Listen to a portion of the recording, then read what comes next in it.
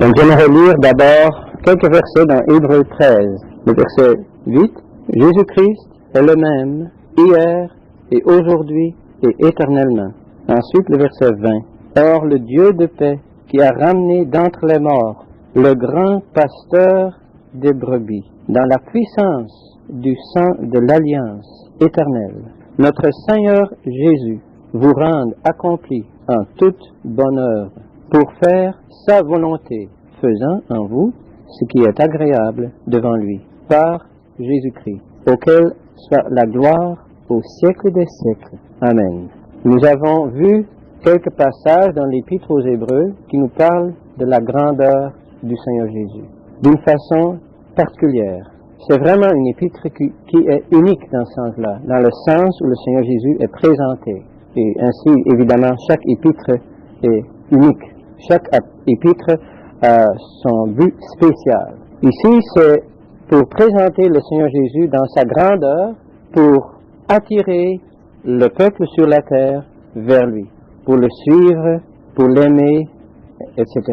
Et surtout, on l'a vu, référé à ça, surtout on l'a vu donc dans le premier chapitre dans sa grandeur personnelle.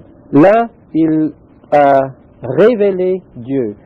On a vu Dieu a parlé en Fils. Donc, Dieu le Fils était l'apôtre de Dieu. Et puis, Dieu s'est révélé dans un homme, mais cet homme est aussi le Fils éternel.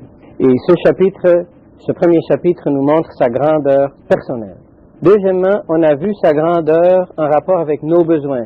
Nous avons chanté aussi ce soir dans ce cantique que nous sommes des pèlerins. Nous sommes sur la terre. Le Seigneur est dans le ciel. Mais il ne nous oublie pas là. Il prend soin de nous chaque instant, chaque seconde. Il prend soin de nous. On a vu ça dans le chapitre 4. Dans le chapitre 7 et au début de 8, nous avons vu la grandeur que le Seigneur Jésus a comme le ministre du sanctuaire. Il est là aussi pour Dieu. Il est là pour nous, pour nos besoins, un peuple qui est sur la terre, qui a de grands besoins. Mais le Seigneur est là aussi comme ministre du sanctuaire. On a parlé de ça la troisième fois. Et puis la dernière fois, on a vu sa grandeur comme celui qui nous introduit dans la présence de Dieu. Nous sommes sur la terre, mais par la foi et aussi par le ministère du Seigneur Jésus qui nous prend, pour ainsi dire, à la main, il nous introduit dans la présence de Dieu. Quoi que nous soyons sur la terre. Et ça, c'est notre grand privilège. Ça, c'est vraiment l'apogée de l'épître. Et ainsi, de nouveau, c'est la grandeur de sa personne qui est présentée là, qui nous amène dans la présence de Dieu. Et nous avons vu la dernière fois, nous sommes des sacrificateurs. Mais la parole de Dieu dans Hébreux ne le mentionne pas, même pas. Parce que toute l'emphase est mise sur sa grandeur comme sacrificateur. Nous sommes aussi des sacrificateurs. Nous sommes aussi des fils. Mais l'emphase est mise sur lui, le Fils, le sacrificateur. Et ainsi, nous le voyons ce soir comme le berger ou le grand pasteur. On va revenir à ça. Donc, pour ceux qui aiment avoir un aperçu de toute l'épître, on n'a pas pu discuter tous les détails, évidemment, de cette épître-là. Mais j'ai mentionné dans ce sommaire, des points culminants. Et avec cet aperçu, vous pouvez avoir la structure de l'épître. Ça aide beaucoup si on connaît la structure de l'épître. On peut, avec l'aide de Dieu, on peut comprendre aussi les détails. Maintenant, je voulais suggérer, je vais juste prendre un stylo là. Et puis, comme j'ai dit, si vous avez des questions, il faut juste signaler. Dans cet aperçu, vous allez voir aussi qu'il y a 3 grandes parties de l'épître. La première partie, c'est la présentation de la personne. Plus grand que Moïse, plus grand qu'Aaron, plus grand que David, n'importe qui. Et la deuxième partie nous parle de son œuvre, le sang du Seigneur, son sacrifice. Et la troisième partie nous parle de notre pratique. Et en rapport avec notre pratique, nous avons un grand conducteur. Et ce qu'on voit dans cette épître-là, c'est vraiment merveilleux. Le Seigneur Jésus, comme j'ai dit, il nous introduit dans la présence de Dieu.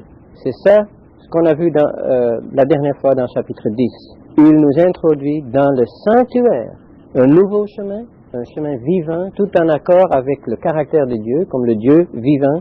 Et ce chemin est toujours nouveau, toujours réel, toujours vivant pour la foi. On a vu ça. Ainsi, le Seigneur Jésus est donc un grand conducteur. Mais nous sommes aussi un peuple sur la terre, dans le désert, un peuple de pèlerins. Et ainsi, nous avons besoin du Seigneur comme notre conducteur à travers le désert. Okay, ça, c'est chapitre 10, verset 25, chapitre 12, verset 11. Et ça va ensemble aussi avec le passage qu'on a lu tantôt, du grand pasteur des brebis. Il est le grand conducteur d'un peuple qui est dans le désert. Mais il est aussi vu comme le grand conducteur hors du camp. Donc j'aimerais souligner ce contexte. Vous voyez, si on parle du Seigneur Jésus comme conducteur, comme berger, comme pasteur, il y aura un tas de passages qu'on pourrait prendre dans l'Ancien Testament, dans le Nouveau Testament. C'est vraiment merveilleux, vraiment, d'étudier le Seigneur comme le pasteur. J'ai fait un aperçu pour moi-même, là, de tous les versets. C'est incroyable. Vous pourrez prendre une concordance et étudier chaque passage. Deutéronome 32 nous dit que le peuple d'Israël avait un seul berger. C'est Dieu lui-même. Et j'aimerais ajouter à ces versets qu'on va voir tantôt sur le Seigneur Jésus comme le berger, il est aussi le seul berger. Il est vrai, il y a des bergers, il y a des pasteurs, donc ceux qui ont reçu un don spécial de la part du Seigneur, mais il est le seul berger. Il travaille à travers ces dons-là.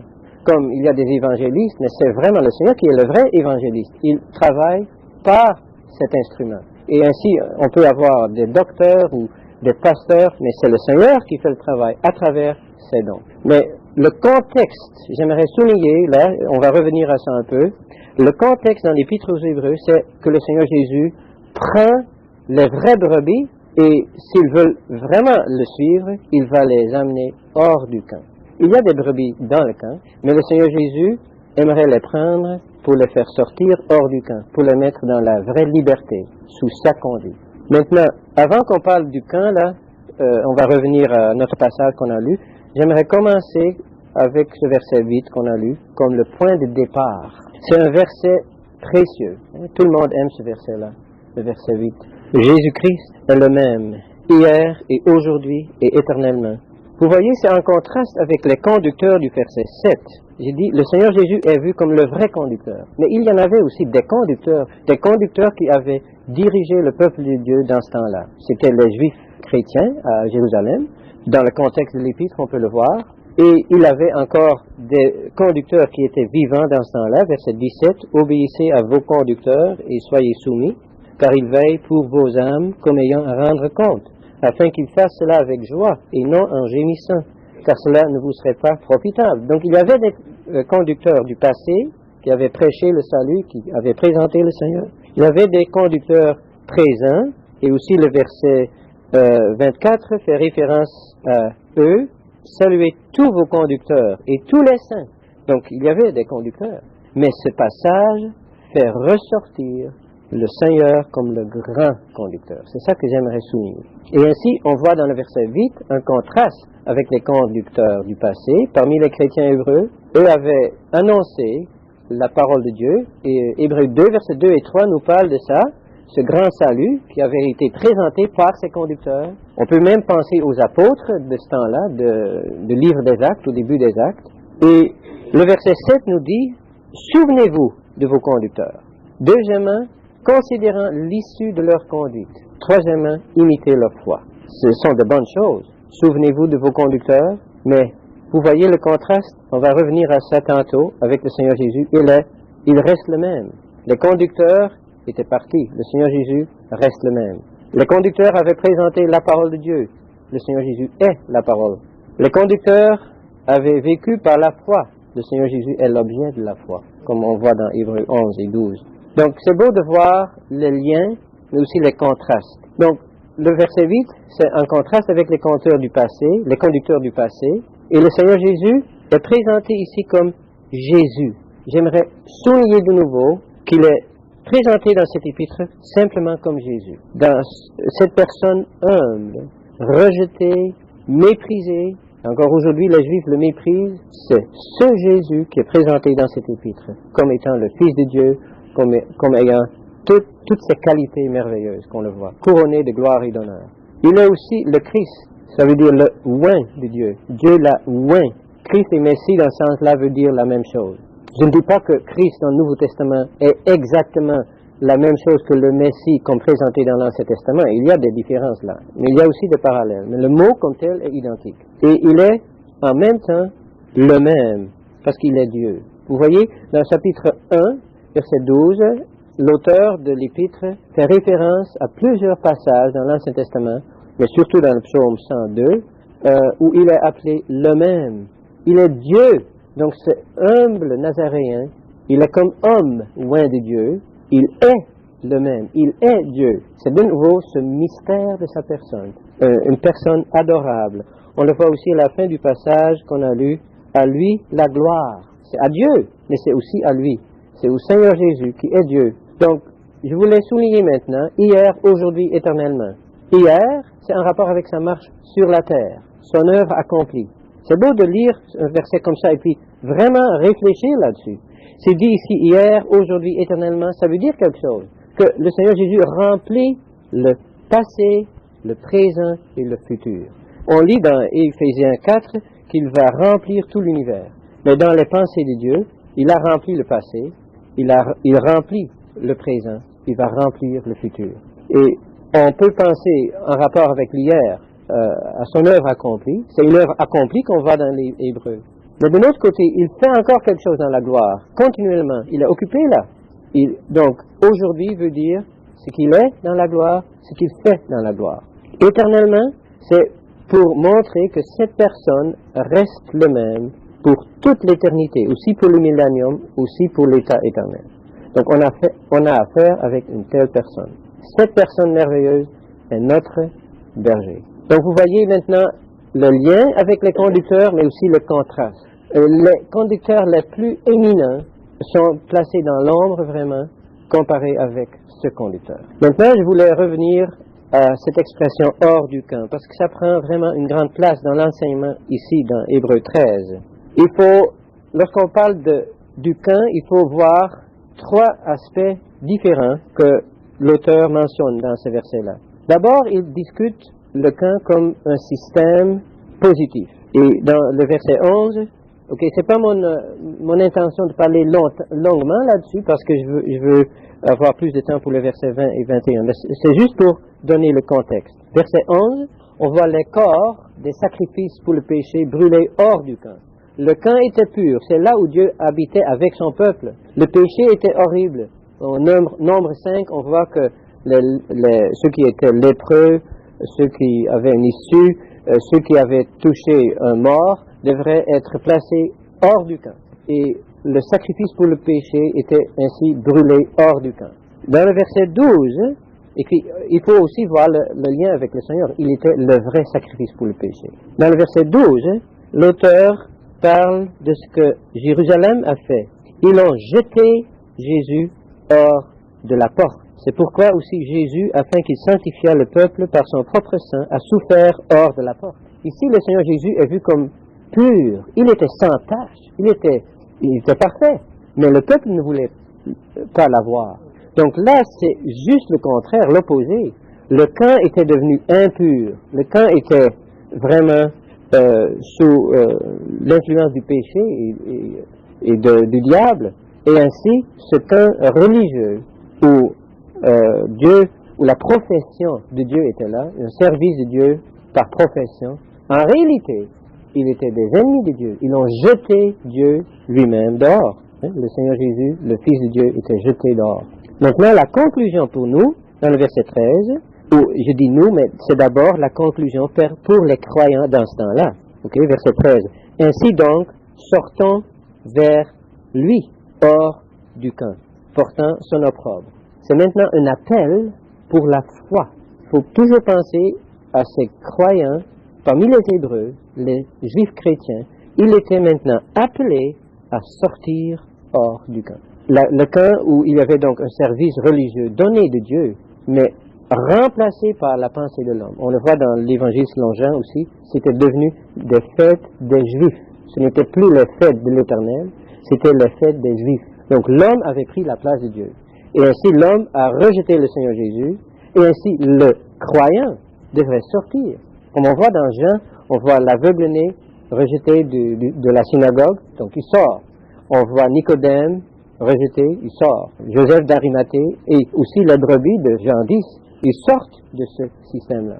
Donc, pour résumer, être identifié avec Jésus veut dire, dans le verset 11, il a été fait péché pour nous, brûlé hors du camp. Il est notre sacrifice et la seule place sûre sur la terre, c'est hors du camp. Parce que lui a été crucifié là, lui a été condamné par le jugement de Dieu. Et c'est lui qui a pris notre place. Donc la seule place sûre est hors du camp, où Dieu a jugé nos péchés et notre état dans le Seigneur Jésus. Deuxièmement, verset 12, identifié avec lui veut dire on est exposé à la haine du monde religieux. Comme le Seigneur Jésus était rejeté par le monde religieux, le croyant sera rejeté par le monde religieux. Le verset 13 veut dire être identifié avec Jésus veut dire on quitte volontairement un tel système par la foi. Et verset 14 souligne encore qu'au lieu de ce camp, Jérusalem était un camp, au lieu de cette cité, on a une autre cité permanente, la cité à venir. On est des pèlerins. Et finalement, notre vrai service religieux est mentionné dans le verset 15 et 16. On va revenir à ça maintenant. J'ai 10 points là qui soulignent notre position hors du camp. 10 caractéristiques. Et pourquoi est-ce que je mentionne ces caractéristiques? Parce que c'est en rapport avec cette position que nous avons ici le Seigneur Jésus comme le grand pasteur. Okay? Si on parle du Seigneur Jésus comme notre grand pasteur, il faut toujours voir le contexte. Comme dans Jean 10, il est le grand berger qui a attiré les brebis hors d'un tel système. Il s'est donné pour eux, pour les avoir tout près de lui. Il ne voulait pas que les brebis restent là dans un système religieux, il voulait les avoir tout près de lui. Donc, c'est un peu ce contexte-là de Hébreux 13. Mais comme j'ai dit, il y a beaucoup de passages dans la parole de Dieu qui nous parlent de son travail comme pasteur, comment il prend soin de nous. Puis, en rapport avec ce passage-là, vous pouvez étudier vous-même, je peux le montrer là après, là, tous ces passages-là, comment il prend soin de nous. Mais Deutéronome 32 le mentionne, il est le seul berger. Et on le voit dans les types de l'Ancien Testament, dans Joseph, dans Abel, dans Jacob, on le voit dans Moïse, on le voit dans David, on le voit dans les psaumes, on le voit dans les prophètes. Ce serait toute une étude, vraiment, de voir le Seigneur Jésus là, et aussi dans le Nouveau Testament, comme le grand berger. Ok, ce passage-là, on limite donc un peu notre étude du grand berger. D'abord, le contexte, c'est un peuple sanctifié par le sang de Jésus. Donc, le Seigneur Jésus est le bon pasteur, le bon berger, pour un peuple sanctifié par son propre sang. Il faut réaliser ça. Le Seigneur Jésus n'est pas le berger de tout le monde. Il est le berger d'un peuple qui est sanctifié, qui est mis à part pour Dieu par le sang de Jésus. Sanctifié en rapport avec la sainteté de Dieu. Vous voyez, verset 12 réfère à ça. C'est pourquoi aussi Jésus, afin qu'il sanctifiât le peuple par son propre sang, a souffert hors de la porte. Donc là, on voit le Seigneur Jésus, la valeur de son sang, ce qu'il a fait pour sanctifier un tel peuple et ainsi pour être en accord avec la sainteté de Dieu. Et puis on pourrait se poser cette question-là, est-ce qu'on répond à la sainteté de Dieu pratiquement? Le Seigneur Jésus a payé un tel prix, mais est-ce qu'on réalise pratiquement la sainteté de Dieu?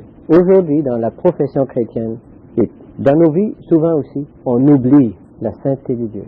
Mais il fallait que le Seigneur donne son sang pour nous sanctifier.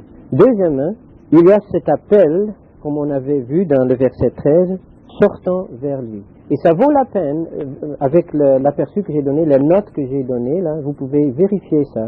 Ça vaut la peine d'étudier cet appel. C'est un appel à la conscience. Ceux qui sont dans un tel système, leur conscience devrait être touchée par un tel appel. Je mentionne ici Jean 7. Il y avait là la fête des tabernacles. Et puis justement là, l'apogée de cette fête-là, le Seigneur se tient là pour dire venez à moi. Sortez de ce système-là. Si vous voulez boire, si vous avez soif, venez à moi. Ainsi, dans le chapitre 10, le bon berger, il appelle les brebis pour sortir d'un tel système. Dans 2 Corinthiens 6, nous voyons qu'on sort de l'iniquité d'un système païen, d'un système caractérisé par l'idolâtrie, du paganisme.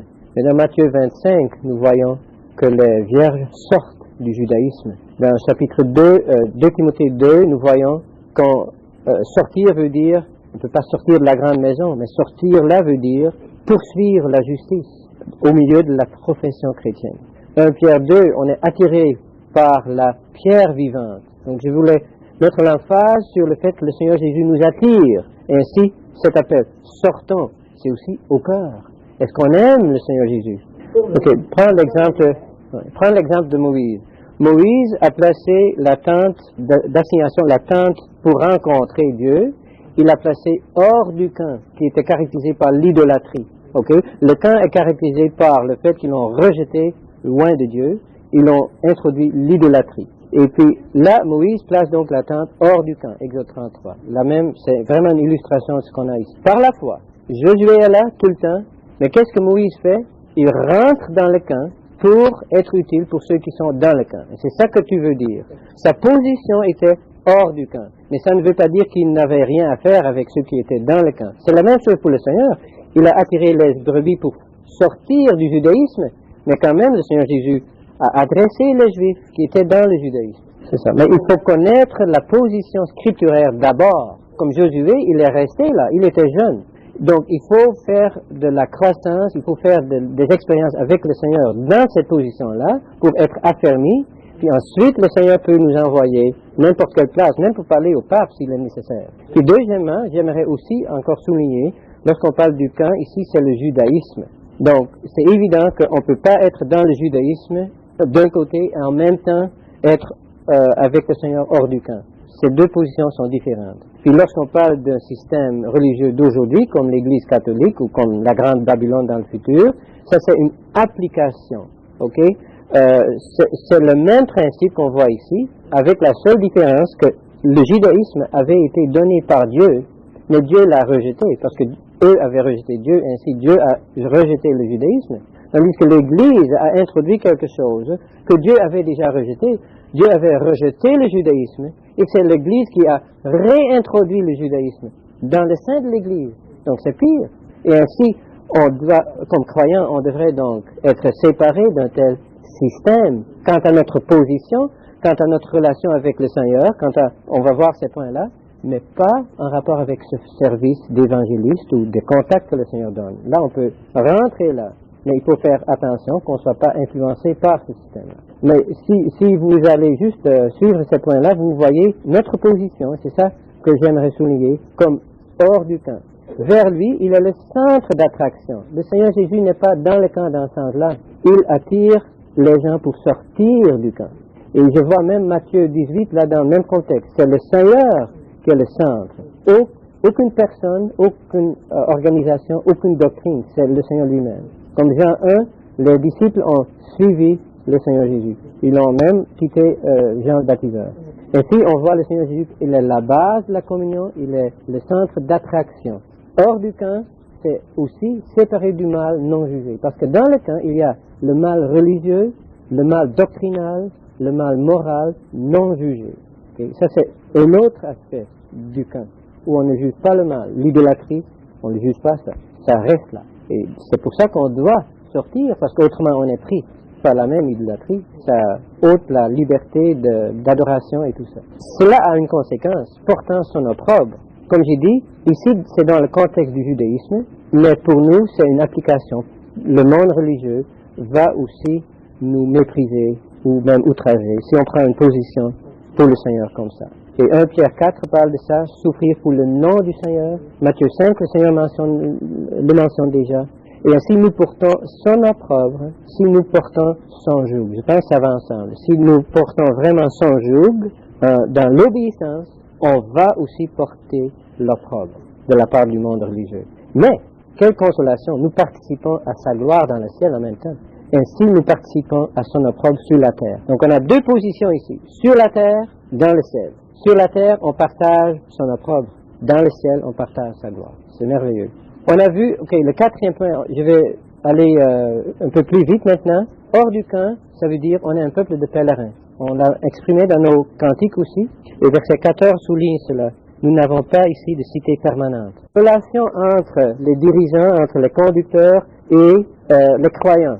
Des relations non cléricales. Dans le camp, il y a le clergé, soit dans le judaïsme, soit dans les imitations qu'on voit dans la profession chrétienne d'un camp. il y a là un clergé qui est en contrôle. Tandis qu'ici, on a des relations entre conducteurs et le peuple de Dieu, selon les pensées de Dieu. Ces conducteurs-là ne prennent pas la place du Seigneur, ils conduisent selon le Seigneur. Et ainsi, nous voyons des relations spirituelles selon Dieu entre les croyants et les conducteurs. Et ainsi aussi une intercession, ça c'est le 8e point, une intercession réciproque. Les conducteurs prient pour le peuple ou les croyants prient pour les conducteurs. C'est comme ça que ça devrait être. Ça c'est la position hors du camp. Et finalement, 9 et 10, l'obéissance, et on va parler maintenant de versets 20 et 21, l'obéissance à la volonté de Dieu et cherchant la gloire de Dieu et de Christ. Ça, c'est vraiment ce qui caractérise ceux qui sont hors du camp. Ils cherchent à faire la volonté de Dieu. La volonté de Dieu ne peut pas vraiment être réalisée dans le camp. Et ils cherchent la gloire de Dieu.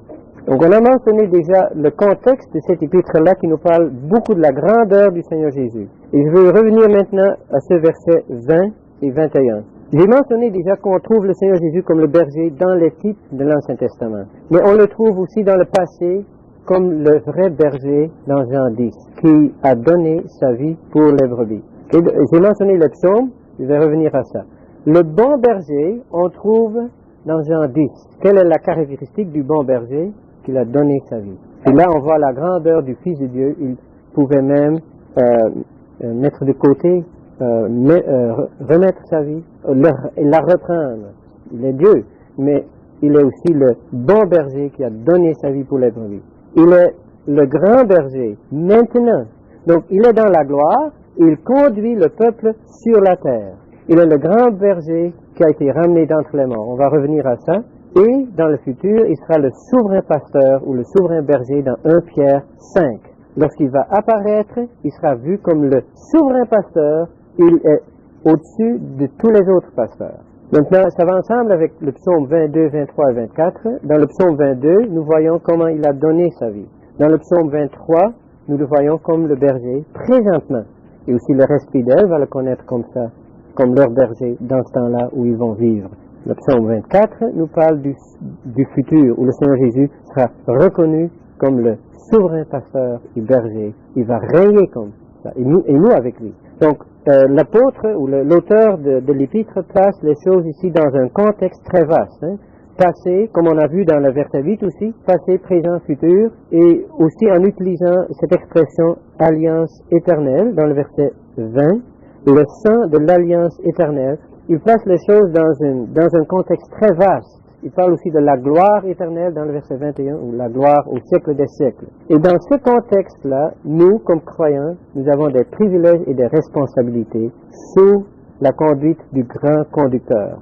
Comme j'ai dit, je répète, il nous conduit à travers le désert, il nous conduit dans le sanctuaire, un peuple sur la terre qui, par la foi, par ce nouveau chemin, peut être introduit déjà maintenant dans la présence de Dieu, dans le sanctuaire, et il est le conducteur hors du camp, qui nous conduit pour sortir hors du camp, parce qu'il nous attire vers lui, et qui nous conduit aussi à cette place, sur cette place, hors du camp.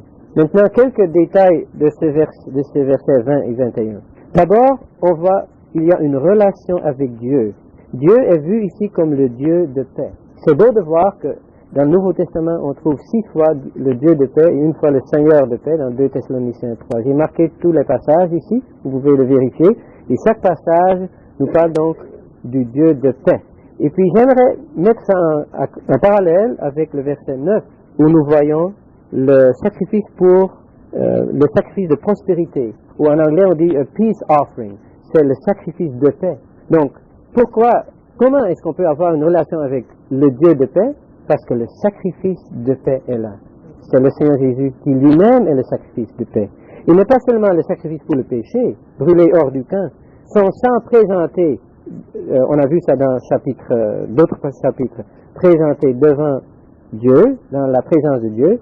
Non, on a aussi le Seigneur comme le sacrifice de paix. Et ça nous parle de la communion. On a maintenant la communion avec Dieu. Hors du camp, on a une relation avec le Dieu de paix. Et puis la paix est sur la base de la justice. Ça, c'est un autre aspect dans Hébreu. On ne peut pas avoir la paix sans la justice. La justice de Dieu a été satisfaite. Et ainsi, Melchisédek, il était le roi de la justice. Melchisédek, roi de justice. et ainsi le roi de la paix. C'est beau de voir ça. D'abord la justice et puis la paix. Et nous pouvons, comme croyants, poursuivre la paix, pratiquement maintenant. Comme justifiés devant Dieu, sanctifiés, nous pouvons vivre dans la paix et poursuivre la paix. Tout est fondé sur le sang de la croix. Le sang est mentionné ici, le sang de l'alliance, et sans le sang du Seigneur Jésus, on n'a pas de paix. C'est le sang de la croix qui a donné cette paix. Le Seigneur Jésus est celui qui est la paix, Éphésiens 2. Il annonce la paix aux Juifs et aux nations, et il a fait la paix. Il a fait ainsi, par ce sacrifice de paix, il a fait la paix avec Dieu.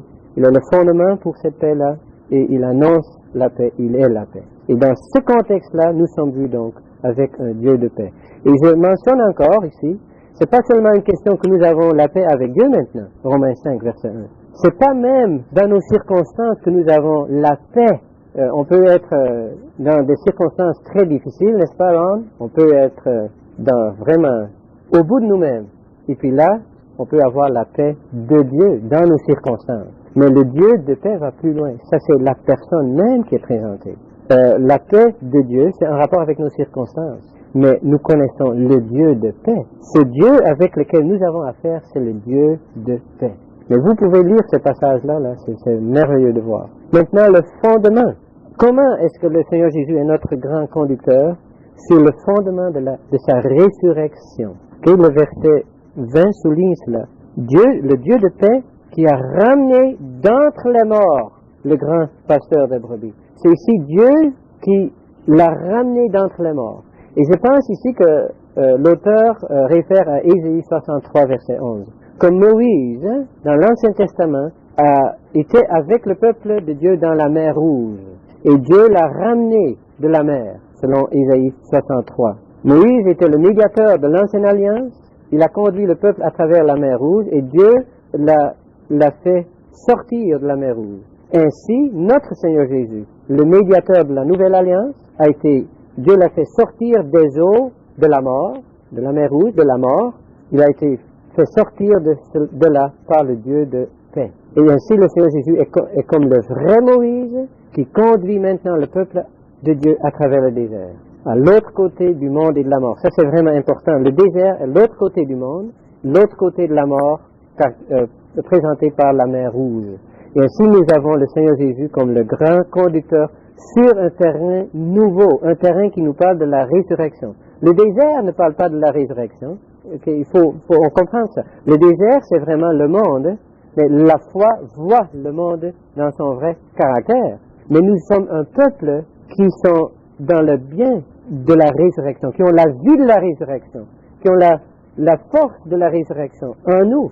Ainsi, Dieu nous a placés sur ce fondement de la résurrection, avec le Seigneur Jésus, qui est sorti, qui a été ramené d'entre les morts. Puis ça souligne aussi le choix que Dieu a fait. D'entre les morts veut dire, il était avec les morts, mais Dieu a fait son choix. Et Dieu a aussi montré son approbation. Dieu était satisfait de lui, et il l'a fait sortir d'entre les morts. Et nous sommes placés sur ce fondement-là. Donc ça veut dire identifié avec un Christ ressuscité. Ainsi, le grand pasteur des brebis est vu comme le vrai berger, n'est-ce pas? Le pasteur des brebis, le vrai berger. On peut utiliser d'autres mots comme pasteur, comme conducteur. Pasteur est utilisé ici. Conducteur est utilisé dans le chapitre 12 comme le chef qui a commencé et qui a fini, le consommateur de la foi. Ainsi, le Seigneur Jésus est pour nous ce vrai et grand berger des brebis. Aussi de vous et de moi.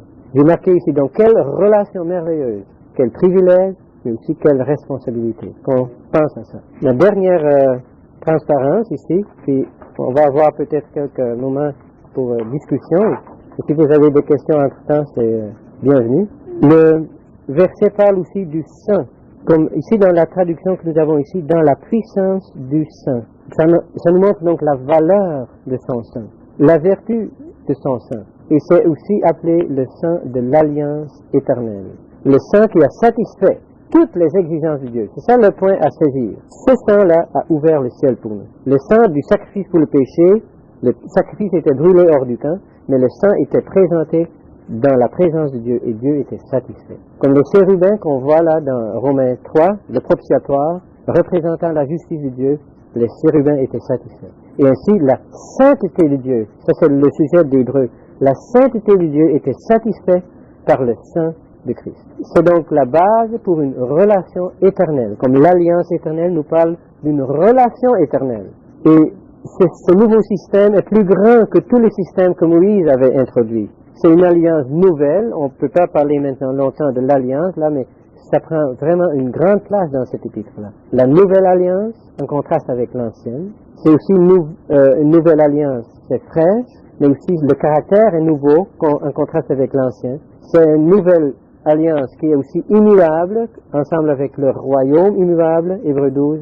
C'est une meilleure alliance. Si vous allez étudier toutes les fois où on trouve ce mot meilleur, c'est déjà toute une étude dans l'épître aux Hébreux. Juste prenez une concordance, cherchez toutes les places où il est indiqué meilleur, le meilleur sacrifice, une meilleure alliance, une meilleure personne, mais c'est aussi éternel. Ça veut dire que ce ne sera jamais remplacé. Donc c'est un contexte très vaste. Et la valeur du sang, donc, cela a une valeur pour toute l'éternité. Maintenant, juste une note, l'alliance n'est pas faite avec l'Église. L'alliance est faite avec Juda et Israël, selon Jérémie, selon la citation aussi dans Hébreux 8. Le Seigneur Jésus est vu comme le garant de cette alliance, il est vu comme le médiateur de cette alliance. Les apôtres étaient même des serviteurs de cette nouvelle alliance. Mais l'alliance comme telle n'est pas faite avec l'Église. Nous sommes dans une relation encore plus intime qu'une alliance. Okay? Mais nous avons par contre, nous pouvons profiter des bénédictions de la nouvelle alliance. Déjà maintenant, la nouvelle alliance sera faite avec Israël, le millénium, mais toutes ces bénédictions-là que Israël va connaître pendant le millénium sont déjà à nous. C'est merveilleux. Et en plus de ça, on a toutes les bénédictions célestes et éternelles qui dépassent encore les bénédictions de l'Alliance. Donc on est très bénis, Dieu nous a enrichis. Par contre, on pourrait voir dans 2 Corinthiens 3 que selon le même principe où Dieu va établir la nouvelle alliance, il va écrire la loi sur leur table de cœur. Ainsi, l'Esprit de Dieu aujourd'hui écrit pas la loi, il écrit Christ sur les tables de nos cœurs. Donc il y a des parallèles, mais il y a aussi des contrastes. Maintenant, le verset 21, j'ai pas mentionné le point là, mais le sujet des brebis, ce serait aussi intéressant à étudier. Qui sont les brebis? Vous et moi. C'est quoi qui caractérise les brebis? Dieu n'a pas choisi des brebis qui étaient très intelligentes, ou qui étaient très dociles, ou qui étaient très merveilleux. Non, pas du tout.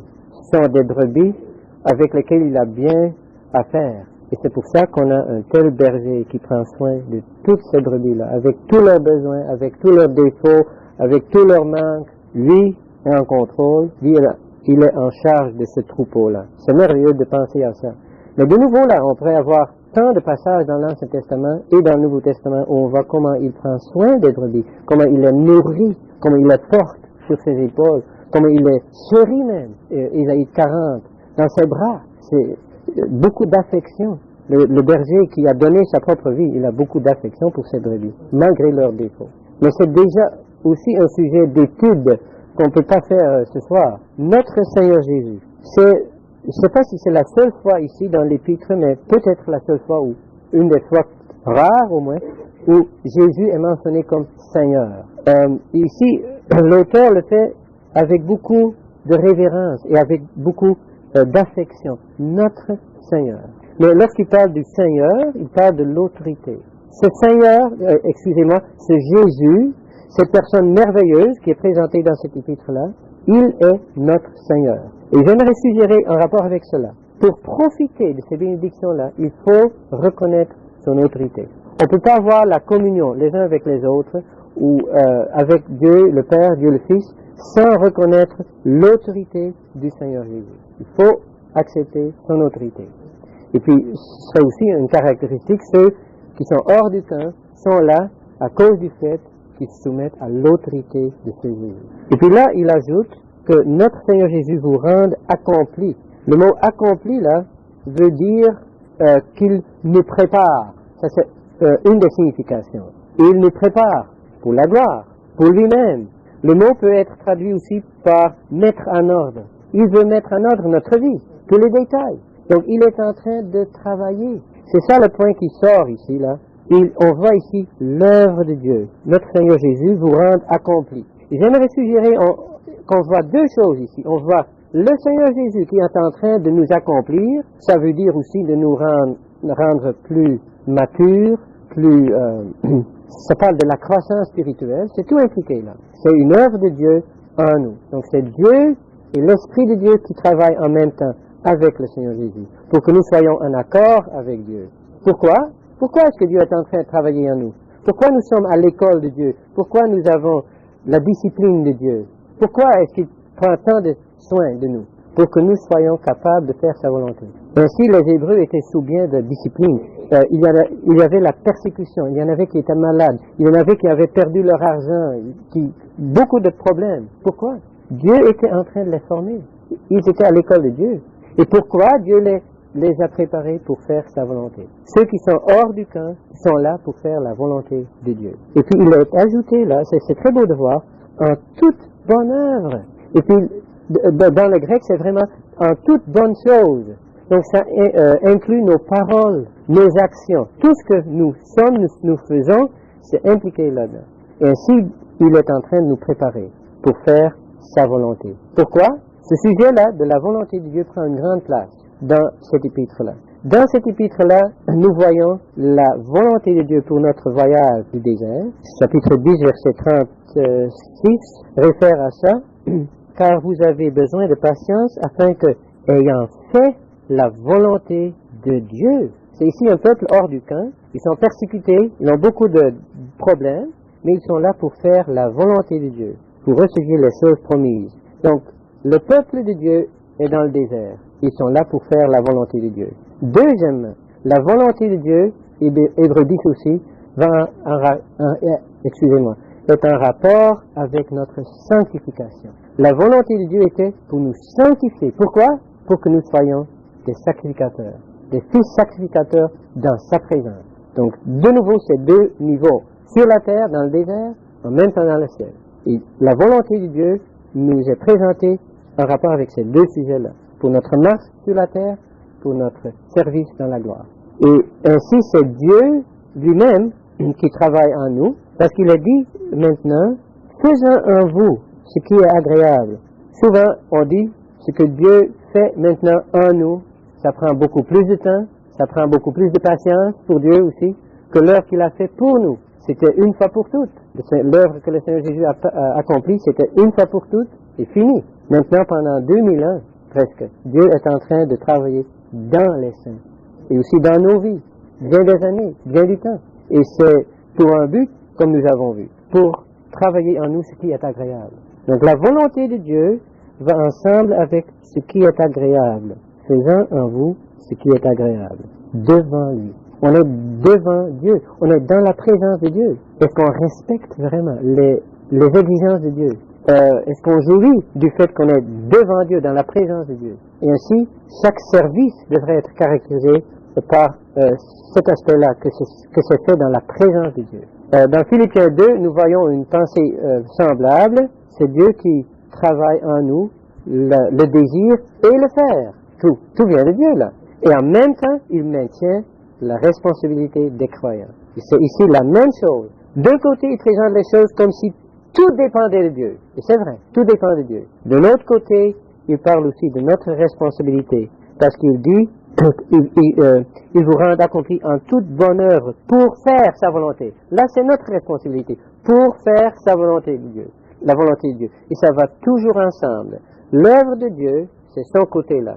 Pour nous, pour faire ce qui est agréable, c'est notre responsabilité. Et les deux vont ensemble. Et on pourrait ajouter aussi, si nous faisons ce que nous pouvons faire selon cette instruction-là, Dieu va faire en nous et par nous ce que nous ne pouvons pas faire nous-mêmes. Comme on peut parler aux incrédules, on peut être utile pour nos frères et sœurs, mais il faut en même temps que Dieu travaille.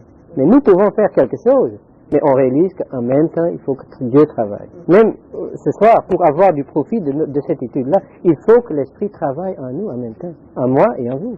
Et ainsi, nous voyons donc, et c'est là un autre point que j'aimerais souligner, par Jésus-Christ. Vous voyez, c'est Dieu qui travaille. C'est nous qui faisons les œuvres, mais c'est par Jésus-Christ. C'est merveilleux de voir ça. Notre adoration, verset 15, c'est par lui. Offrons donc par lui, sans cesse, à Dieu, un sacrifice de louange. Ici, nos bonnes œuvres, c'est par Jésus-Christ. En autres mots, nous ne pouvons rien faire sans lui. Comme il a dit, séparé de moi, vous ne pouvez rien faire. Et ainsi, on pourrait le résumer comme ça. Il fait tout et il est tout. Dans le chapitre 2, je donne juste quelques exemples. Chapitre 2 de l'Hébreu, il entonne le cantique. Il est le cantique. Dans le chapitre 11, on voit Moïse qui a fêté l'agneau de Pâques. C'est lui, c'est juste pour donner un exemple là. Il est seulement mentionné là comme Moïse fait la Pâque, verset 28, et l'aspersion du sang, afin que le destructeur des premiers-nés ne les touchât pas. Donc, on voit ici Moïse, et ainsi Moïse est un exemple du Seigneur Jésus. Moïse a fait tout. Ouais, il est vrai, le peuple a fait ça, le peuple a tué les agneaux, tout ça, ils ont appliqué le sang, mais c'est dit Moïse là. Et ainsi nous voyons dans cet épître-là que Christ fait tout. Même nos bonnes œuvres, c'est lui qui les fait, mais nous ne sommes pas des robots, c'est quand même nous qui le faisons, mais c'est par lui. C'est un mystère. Si on vraiment réfléchit là-dessus, c'est vraiment un mystère. Mais que nous puissions ainsi faire la volonté de Dieu. Vous pouvez étudier les autres passages, j'ai mentionné ici, et puis c'est beau de voir le contexte de la volonté de Dieu en rapport avec chaque épître. Comme j'ai dit, c'est toujours un contexte différent. Donc la volonté dans Romains 12, c'est pour faire ressortir l'unité du corps, pratiquement. La volonté dans Éphésiens 6, c'est en rapport avec notre appel céleste. Colossiens, en rapport avec le mystère. 1 Thessaloniciens, notre sanctification pratique, que nous puissions garder nos corps pour lui, pour faire la volonté de Dieu. Et ainsi, vous pouvez prendre tous ces passages-là, et la volonté de Dieu est vraiment, disons, manifestée dans nos vies, dans nos actions. C'est ça que Dieu veut, que nous soyons si proches de Dieu que ce que nous faisons vient de Dieu. Et ainsi, le résultat, tout est pour sa gloire. Si nous pouvons faire quelque chose pour le Seigneur, rendre témoignage ou n'importe quel service, c'est à lui la gloire. Nous avons vu, il travaille en nous, c'est par lui que nous pouvons faire ces œuvres-là, et c'est aussi pour sa gloire. À lui la gloire au siècle des siècles. J'ai dit, le Seigneur Jésus va prendre toute la place pour toute l'éternité. Et ainsi, Dieu, 1 Corinthiens 15, et d'autres passages nous parlent que Dieu sera en tous, non, il sera tout et en tous. Mais Colossiens 3 dit aussi, Christ est tout et en tous. À lui la gloire. C'est une des doxologies qu'on appelle du Nouveau Testament. Ce serait un autre sujet à étudier vraiment. Voir toutes ces doxologies qui donnent la gloire à Dieu et au Seigneur Jésus.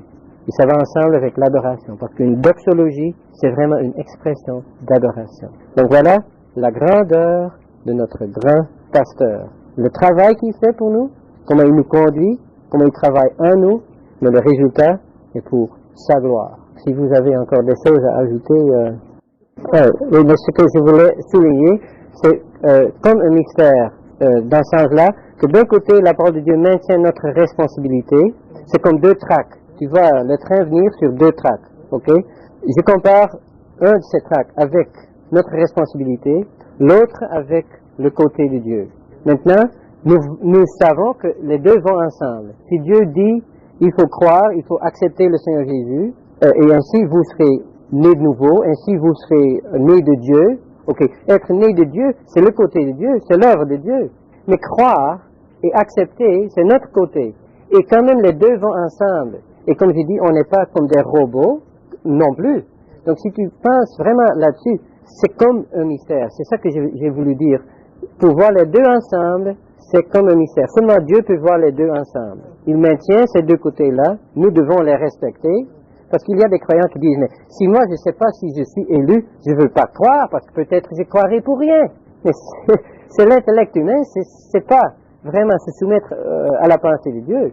Mais c'est aussi parce qu'il ne respecte pas ce mystère-là. C'est comme ça que je voulais l'expliquer. Est-ce qu'il y avait encore d'autres points, des questions, des choses à discuter?